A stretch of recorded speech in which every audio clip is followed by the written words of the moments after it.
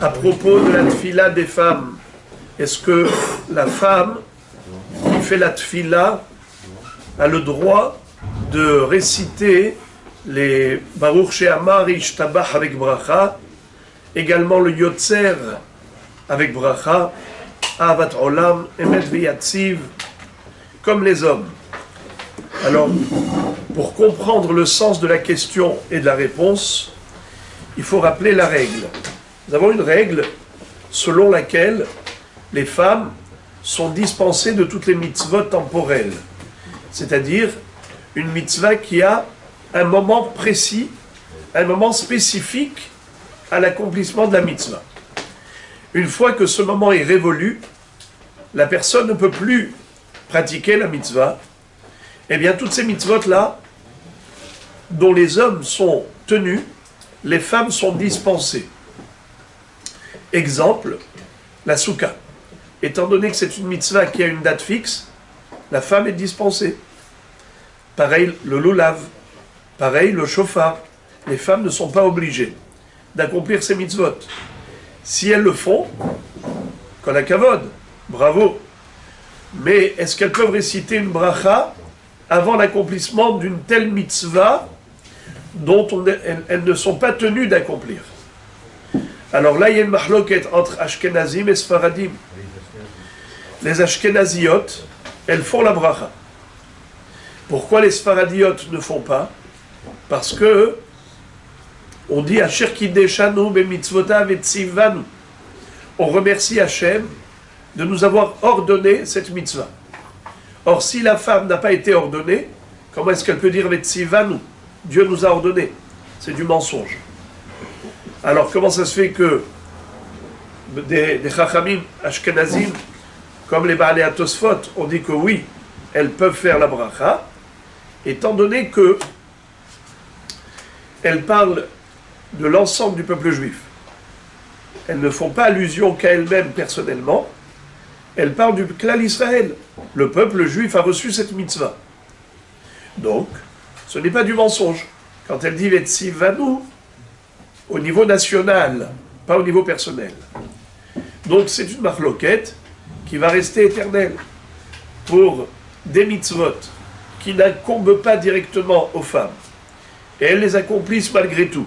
C'est sûr que c'est méritoire, mais est-ce que de là, ça peut se transformer en mitzvah obligatoire? Certainement pas.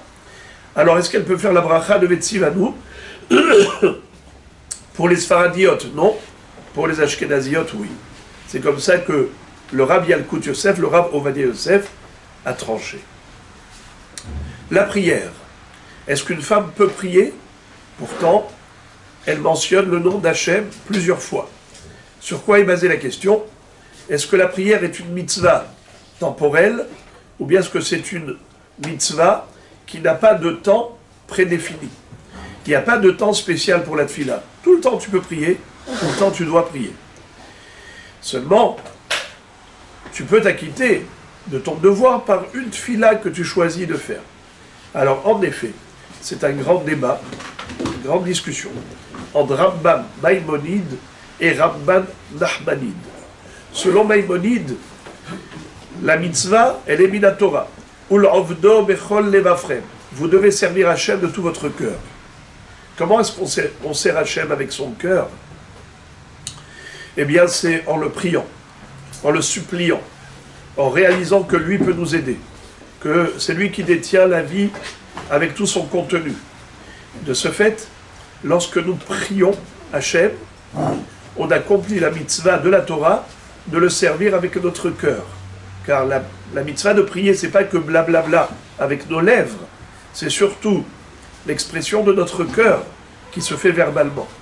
Mais c'est quelqu'un qui prie sans cœur, eh bien c'est comme un corps sans âme, comme l'écorce sans le fruit. Alors, étant donné que la mitzvah de servir Hachem de tout son cœur n'a pas de temps précis, c'est tout le temps qu'on doit servir Hachem avec son cœur. Rambam dit, il n'y a pas de maximum, il y a un minimum. Lequel minimum? Minimum, c'est demander à Dieu quelque chose. Demande-lui une fois par jour ce que tu veux. Décide. Ça, c'est la mitzvah de la Torah. Et de ce fait, les femmes, elles sont tenues d'accomplir la mitzvah de prier, car prier, c'est tout le temps. Il n'y a pas de zman. Puisqu'il n'y a pas de zman, selon la Torah, alors, c'est comme les mitzvot intemporels, toutes les obligations intemporelles, les femmes sont tenues de les accomplir. Ensuite, les Hachamim sont venus, et ils ont réparti la prière de cette manière, Shacharit, Mincha et Arvit, mais tout ça, c'est que rabbinique. Mina Torah, il n'y a pas de temps. Donc la femme doit prier ce que la Torah lui demande, une petite prière. Mais d'après Rabban Nachmanid, d'après lui, il n'y a pas de mitzvah toraïque de prier. Sauf dans des cas de détresse. La personne se trouve dans une situation délicate, elle a l'obligation de prier, de sortir de sa détresse. Mais Mina Torah, prier systématiquement, selon Ramban, non. Alors d'après lui, pourquoi est-ce qu'on prie Shacharit, Mincha et Arvit? Eh bien, il dit ça, c'est une institution rabbinique. Puisque le fondement même de la prière, d'après Rabbi Moshe ben Nachman, Ramban, c'est pas un chiyuv toraïque, c'est que rabbinique et c'est temporel, eh bien les femmes sont dispensées de la mitzvah de prier Shacharit, Mincha et Arvit. Ça, c'est sur le plan mitzvah. Mais pourquoi lui aussi est d'accord que les femmes sont chayavot?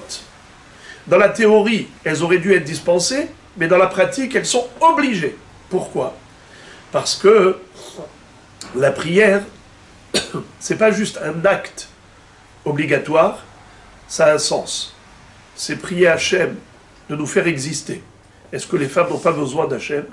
Les femmes n'ont pas besoin de prier Hachem pour les soutenir, les aider, les assister, les accompagner, leur permettre d'exister? Comme dit la Gemara, les hommes ont besoin de haïm, les femmes n'ont pas besoin? Bien sûr que oui. Donc, bien que ce soit une mitzvah temporelle dans l'absolu, mais c'est une obligation pour elles de prier, car prier, c'est la vie, c'est demander à Dieu le droit à la vie. Alors, de ce fait, elles doivent prier. Shacharit et Mincha. Arvit, étant donné que dans l'absolu, la halacha est que Tfilat Arvit Reshut, c'est facultatif, alors bien que les hommes ont pris sur eux ça comme un impératif, comme une obligation, les femmes, non. Alors, après toute cette discussion, qu'est-ce qu'on fait concrètement? Les femmes doivent prier au moins une prière par jour, soit Shacharit, soit Mincha, soit les deux, comme la Kavod. Les ultra tzadékettes, elles font aussi Arvit. Ça, c'est dans l'absolu, pour s'acquitter selon Ramban. Mais d'après Rambam Maïmonide, non. D'après Rambam Maïmonide, non. Qu'est-ce qu'elles font? Une demande à Dieu. Hachem, s'il te plaît, fasse en sorte que mes enfants réussissent dans leur vie. Ça y est, c'est bon. Elles ont prié. Et je vous lis d'ailleurs le Shulchan Aruch dans Siman Kuf Vav Saif Aleph. Il nous dit, Nashim va'avadim, afalpi shepturim mikriat shema, hayavim mitfila. Ça veut dire que le Shulchan Aruch a été posé comme le Rambam Maïmonide, qui dit que c'est une mitzvah intemporelle. Et bien pour le Rambam, il n'y a pas d'obligation pour les femmes de prier Shacharit, Mincha, Arvit, c'est une petite demande. Très bien. Aujourd'hui, les femmes ont appris à lire. Elles savent lire. Est-ce qu'elles peuvent lire toute la tfila comme un homme? Alors écoutez ce que dit le Rav Ovadia Yosef Zatzal. Il dit que, attention, la Hamida, c'est une prière, c'est une demande, bien sûr qu'elles peuvent. Elles doivent. Mais, le Kriyat Shema, on vient de le dire, il n'y a pas d'obligation pour elles de lire le Shema.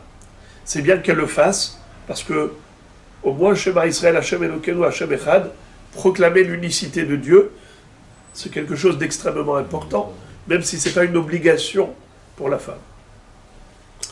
Mais est-ce qu'elle peut lire les brachot de Yotzer? Yotzer Baruch Ata Hashem, Yotzer HaMeorot, Ahavat Olam, Baruch Ata Hashem, Habocher Be'amo Israël Be'ahava, Baruch Ata Hashem, Ohev et Amo Israël, Baruch Ata Hashem, Ga'al Israël. Est-ce qu'elles ont le droit?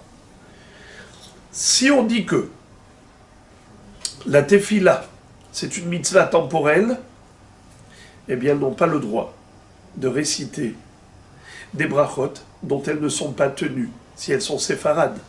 Pour les Ashkénazes, on vient de le dire, elles font la bracha de Asher Kideshanu Bebusata Vetsivanu, et elles font des brachot, même si elles ne sont pas tenues de les faire, elles le font quand même à titre facultatif. Donc une Ashkénaze n'a aucun problème de prier toute la tefila. Elles peuvent faire toute la prière. Une séfarade, le Rav Ovadia Yosef Zatzal dit non, elles n'ont pas le droit de réciter une bénédiction en mentionnant le nom d'Hachem en vain. Baruch ata Hachem Yotzer HaMeorot. Jusqu'à quand on peut faire la bracha du Yotzer? Est-ce que quelqu'un sait jusqu'à quelle heure? Eh bien, figurez-vous que c'est relatif à la tefila. La tefila, on peut faire la tefila jusqu'à quelle heure? Jusqu'à la 4e heure depuis le lever du jour. Ouais. Pareil pour le Yotzer. Une fois que le temps de la tefila est révolu, eh bien, le temps du Yotzer, le temps de Ahavat Olam, Gal Israël, est aussi révolu. Ça veut dire qu'étant donné que c'est une obligation pour les hommes qui est temporelle, et la preuve que c'est délimité dans le temps, c'est que si on a dépassé le Zman de Shacharit, on ne peut plus réciter ces brachot. Sous-entendu, elles ont un moment fixe, ces brachot. Si elles ont un moment fixe, eh bien, une femme séfaradite, d'après le Rav Ovadia Yosef, elles n'ont pas le droit de mentionner le nom d'Hachem, Baruch ata Hachem Yotzer HaMeorot. Eh bien, il va encore plus loin. Et il dit pareil pour le Baruch She'amar et le Ishtabach. Étant donné que Baruch She'amar, avec tous les psukei des Ibra, les psaumes, et Ishtabach Shimcha Malkenu, tout ça, ça ne peut être fait qu'avant l'Aramida, pas après l'Aramida. Si l'Aramida est limitée à la 4e heure, alors Baruch She'amar et Ishtabach, c'est limité à la 4e heure. Si c'est limité dans le temps, des obligations temporelles, les femmes sont dispensées. Si elles sont dispensées, est-ce qu'elles peuvent se permettre, à titre facultatif, de réciter la bracha malgré tout? Baruch ata Hashem, Yotzer Or, Baruch ata Hashem, Ohev et Amo Israël. Pour les Ashkénazes, aucun problème. Pour les Sfaradiotes, interdit. Alors il va dire, les femmes séfarades qui veulent prier, la Hamida, elles peuvent faire tranquillement. C'est une supplication. Kriyat Shema, c'est non seulement permis, c'est même recommandé, parce que c'est la proclamation de l'unicité de Dieu. Mais les brachot et les psukei des Ibra, qu'elles fassent autant qu'elles veulent, mais pas Baruch ata Hashem. Qu'elles disent Baruch Yotzer HaMeorot, sans dire le nom d'Hachem. Baruch Melech Meulal Vatishbachot, sans dire le nom d'Hachem. Car mentionner le nom d'Hachem en vain, c'est assourd.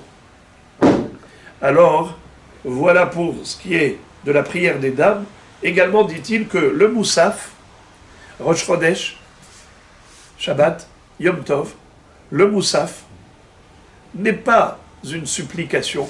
Le Moussaf, c'est un remplacement du Korban Moussaf de l'époque de Beth Amikdash. Ce n'est pas une prière en tant que prière, c'est un remplacement du Korban Moussaf. Puisque le Korban Moussaf, c'est que Shabbat, c'est que Yom Tov, c'est que Rosh Chodesh, eh bien, c'est temporel. Les femmes sont dispensées.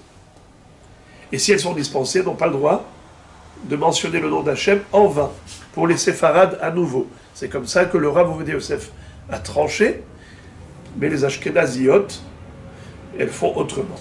Alors maintenant, beaucoup de filles séfarades ont étudié dans des établissements ashkénazes.